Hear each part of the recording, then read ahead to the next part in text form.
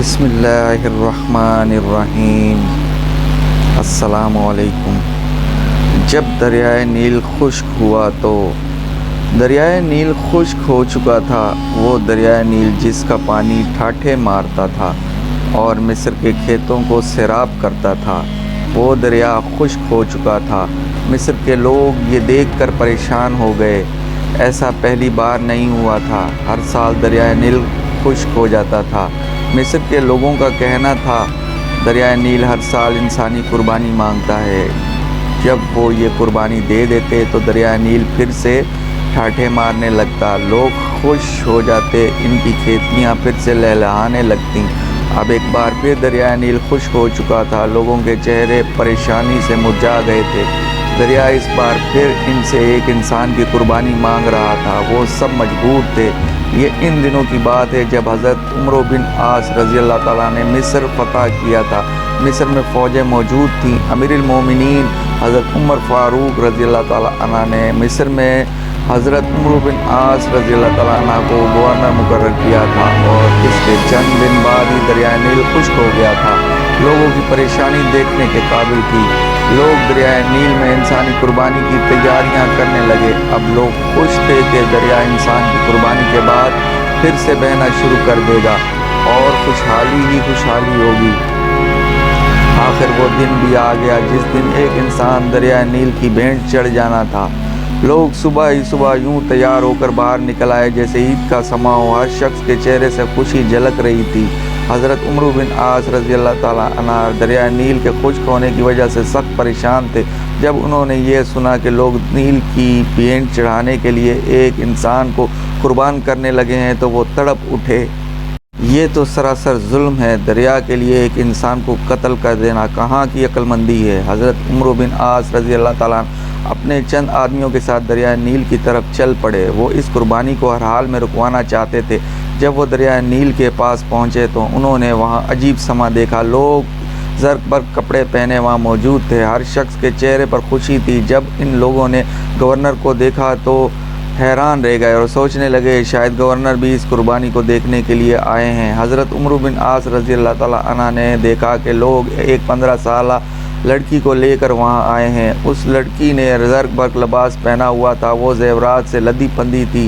لڑکی خوف سے کانپ رہی تھی، اس کا چہرہ ہلدی کی طرح زرد ہو رہا تھا۔ لڑکی لڑکھڑاتے قدموں سے آگے بڑھ رہی تھی، وہ لرزتی کانپتی ہوئی لوگوں کے ہمراہ دریا کنارے پہنچ کر رک گئی۔ اس نے مڑ کر اپنے بوڑھے باپ کی طرف دیکھا، باپ کی آنکھوں میں آنسو تھے، وہ مجبور تھا۔ لوگ اس کی بیٹی کو گھسیٹ کر موت کے منہ میں دھکیل رہے تھے، وہ کچھ نہیں کر سکتا تھا، اپنی بوڑھی آنکھوں سے بیٹی کو موت کے منہ میں جاتے ہوئے دیکھ رہا تھا۔ لڑکی کی ماں تو غم سے نڈھال ہوئی جا رہی تھی۔ لڑکی ہاتھ چھڑا کر اپنے باپ کی طرف دوڑی، لوگ اس کے پیچھے بھاگ کھڑے ہوئے اور لڑکی کو پکڑا اور پھر سے دریا کے کنارے پر لے آئے۔ لڑکی رو کر لوگوں سے التجا کرنے لگی، مجھے چھوڑ دو، میں مرنا نہیں چاہتی۔ لوگوں نے اسے مضبوطی سے پکڑ لیا۔ اب حضرت عمرو بن عاص کے صبر کا پیمانہ لبریز ہو چکا تھا، وہ جلدی سے آگے بڑھے اور لڑکی کو ان لوگوں کی قید سے چھڑاتے ہوئے بولے، یہ سب کیا؟ تم اس لڑکی کو کیوں ہلاک کرنا چاہتے ہو؟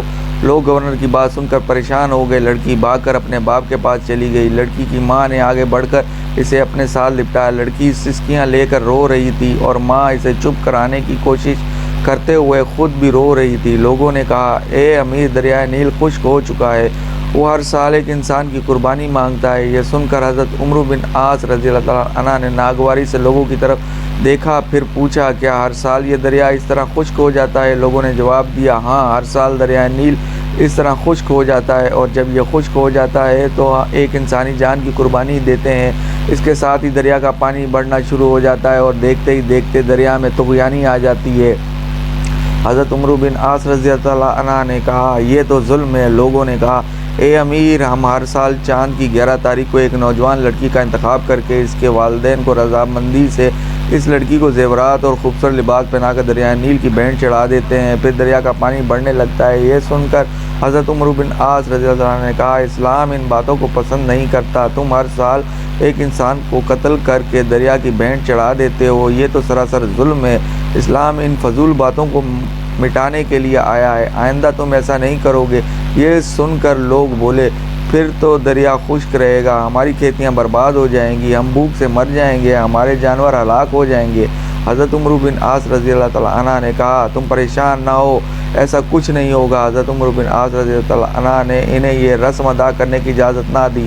اب لوگ بڑی پریشان ہو گئے کہ اگر ایسا نہ کیا تو ہر طرف خشک سالی ہو جائے گی اور ہم سب بھوک سے مر جائیں گے۔ ان کی سمجھ میں نہیں آ رہا تھا کہ وہ کیا کریں، ان میں اتنی جرأت نہ تھی کہ وہ گورنر کے حکم کی عدولی کر سکیں۔ وہ سب خاموشی سے سر جھکائے کھڑے ہو گئے۔ حضرت عمر بن عاص رضی اللہ تعالیٰ عنہ نے لڑکی کو اس کے ماں باپ کے ساتھ گھر بھجوایا اور لوگ بھی آہستہ آہستہ وہاں سے جانے لگے۔ چند دنوں تک دریائے نیل بالکل خشک ہو گیا، اس میں ایک بوند بھی پانی نہ آیا۔ لوگ بکھلا گئے، ان کی کھیتی باڑی دریائے نیل کے پانی سے قائم تھی، زمینیں بنجر ہو گئیں، لوگ فاقوں سے مرنے لگے، جانور چارہ نہ ہونے کی وجہ سے تڑپ تڑپ کر جانیں دے رہے تھے۔ یہ دیکھ کر لوگوں نے مصر سے نکل کر دوسرے علاقوں کا رخ کیا، ہر طرف ویرانی ہی ویرانی تھی۔ حضرت عمر بن عاص رضی اللہ تعالیٰ عنہ نے جب دیکھا تو وہ بھی پریشان ہو گئے۔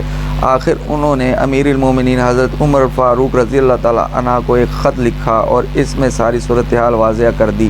امیر المومنین حضرت عمر فاروق رضی اللہ تعالیٰ عنہ نے جب یہ خط پڑھا تو آپ نے حضرت عمر بن عاص رضی اللہ تعالیٰ عنہ کو جواب میں لکھا تم نے مصریوں کو بہت اچھا جواب دیا، اسلام ایسی باتوں کی اجازت نہیں دیتا، وہ ایسی فضول باتوں کو مٹانے کے لیے آیا ہے۔ میں اس خط کے ساتھ ایک رکا بھیج رہا ہوں، تم یہ رکا دریائے نیل میں ڈال دینا۔ جب حضرت عمر بن عاص رضی اللہ تعالیٰ عنہ کے پاس امیر المومنین حضرت عمر فاروق رضی اللہ تعالیٰ عنہ کا خط پہنچا تو انہوں نے خط کے بعد وہ رکا بھی پڑھا جو دریائے نیل میں ڈالنے کے لیے تھا۔ اس میں لکھا تھا یہ خط اللہ کے بندے عمر بن خطاب رضی اللہ تعالیٰ عنہ کی طرف سے دریائے نیل کے نام ہے۔ اے دریا، اگر تو اللہ کے حکم سے بہتا تھا تو ہم بھی اللہ ہی سے تیرا جاری ہونا مانگتے ہیں، اور تو اللہ کے حکم سے جاری ہو جا، اور اگر تو خود اپنی مرضی سے بہتا ہے اور اپنی مرضی سے رک جاتا ہے تو پھر تیری کوئی پرواہ اور ضرورت نہیں ہے۔ حضرت عمر بن عاص رضی اللہ تعالیٰ عنہ نے یہ رکا دریائے نیل میں ڈال دیا